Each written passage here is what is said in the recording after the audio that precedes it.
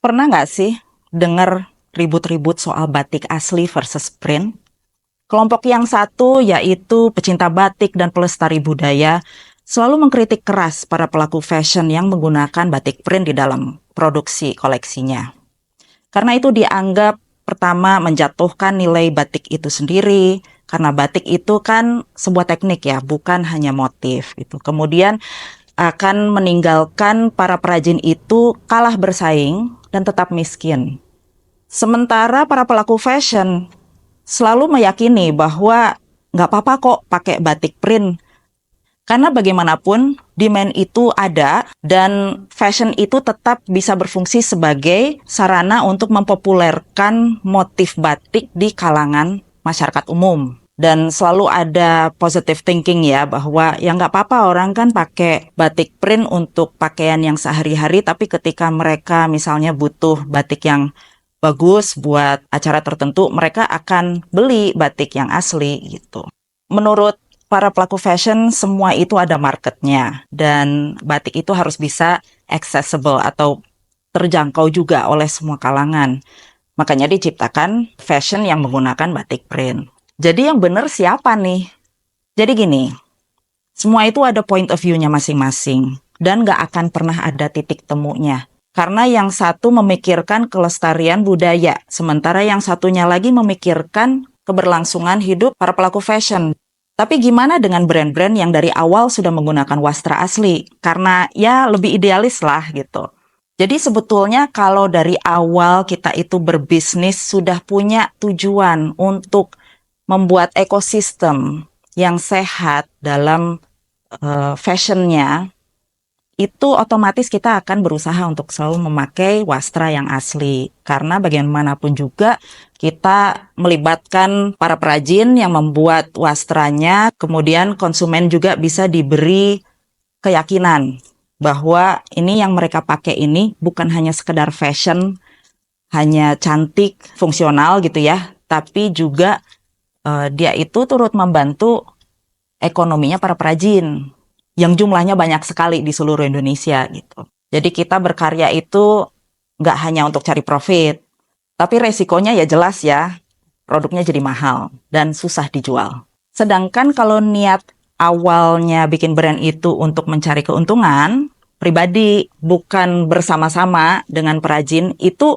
sah-sah aja sih sebenarnya, terserah gitu mau pakai kain yang apapun yang ada, mau itu batik print atau kain-kain yang murah yang belum tentu ramah lingkungan dan sebagainya, itu tuh emang nggak ada aturannya gitu. Itu emang haknya semua desainer untuk melakukan apa yang dia rasa paling cocok buat dia untuk memenuhi sebuah demand dari market yang ada gitu. Sedangkan kebutuhan akan baju batik di seluruh lapisan masyarakat kita itu sangat tinggi. Selama marketnya ada, para pelaku fashion akan selalu bilang, ya mendingan kita yang bikin koleksi dengan batik print supaya terjangkau oleh semua orang, daripada kita nggak bikin karena so idealis, tapi terus kekosongan itu diisi sama barang impor gitu. Karena Cina kan udah bikin batik print udah banyak banget gitu. Jadi dilematis kan, di pasar itu udah perang harga antara produk lokal dengan impor Cina.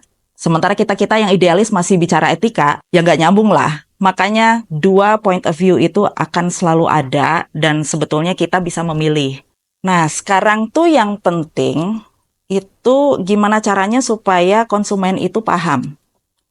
Jadi pertama, bagi para brand yang menggunakan wastra asli, lanjutkanlah perjuangannya untuk terus mengedukasi konsumen supaya mereka itu paham dan bangga memakai wastra asli dan mereka tahu bahwa mereka itu membantu ekonomi perajin. Kemudian para pelaku fashion yang menggunakan wastra print ya, please kalau bisa diusahakan lebih jujur lah ya gitu. Dalam packagingnya, dalam labelnya, atau dalam kampanyenya di social media dan sebagainya. Pokoknya brandingnya itu jangan sebut kalau itu batik kalau memang bukan batik gitu. Dan saya tuh selalu bertanya gitu, kalian tahu nggak sih sebenarnya ini batiknya asli apa enggak gitu. Itu hampir semuanya tuh pasti nggak tahu gitu. Bahkan mereka melihat berdasarkan harga gitu loh. Tapi kan ini mahal gitu. Ya belum tentu mahal artinya dia batik asli juga gitu loh. Jadi misalnya dalam packagingnya itu ada ditulis bahwa ini adalah tekstil print bermotif batik. Jadi masyarakat yang membeli itu paham bahwa itu bukan batik asli dan sebetulnya nggak apa-apa gitu. Tapi dia paham bahwa dia membeli itu tuh tidak turut membantu ekonomi perajin. Tapi dia hanya ya ikut mempopulerkan motif batik aja gitu. Itu tuh kesannya sepele ya, tapi sebetulnya penting banget gitu karena ternyata konsumennya sendiri itu masih bingung sampai sekarang gitu. Dan yang disayangkan adalah masih banyak brand besar bahkan ada di mall-mall gitu. Kalau di online sih udah pasti ya, tapi di mall pun ada yang jelas-jelasan dia itu brandnya berjudulkan batik, ternyata itu tuh bukan batik gitu. Dan itu kasihan konsumennya sebetulnya gitu, karena pertama konsumen jadi nggak ngerti batik yang asli itu seperti apa, terus brand itu banyak yang mahal juga gitu jualnya walaupun dia pakai batik print. Jadi apa sih sebetulnya susahnya untuk membuat tulisan di label, di packagingnya, terutama di campaign iklan-iklannya di social media. Dan juga keterangan-keterangan produknya ya di marketplace. Kan kalau udah kayak gitu enak ya, konsumen jadi lebih paham gitu bahwa oh ini murah karena bukan batik asli. Nggak akan rugi kok para brand ini yang memakai batik print itu dengan menulis seperti itu. Asli nggak akan rugi. Dan kasihan para perajin itu setiap kali melihat ada produk yang di pasaran itu mengaku sebagai batik tapi bukan, itu membuat mereka semakin kecil hati, patah semangat, dan mungkin akan lama-lama putus asa dan beralih profesi dan nggak mau jadi pembatik lagi gitu. Kan sayang ya kalau misalnya lama-lama makin sedikit yang mau melestarikan budaya kita. Jadi bisa nggak sih kita itu mulai sekarang lebih aware dengan apa yang kita pakai? Ini sebenarnya ajakan untuk para konsumen maupun sesama desainer.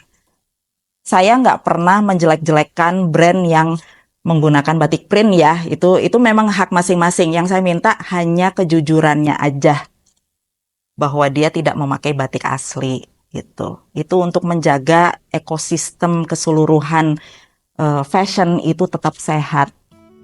Yuk kita belajar terus supaya fashion itu lebih bermakna.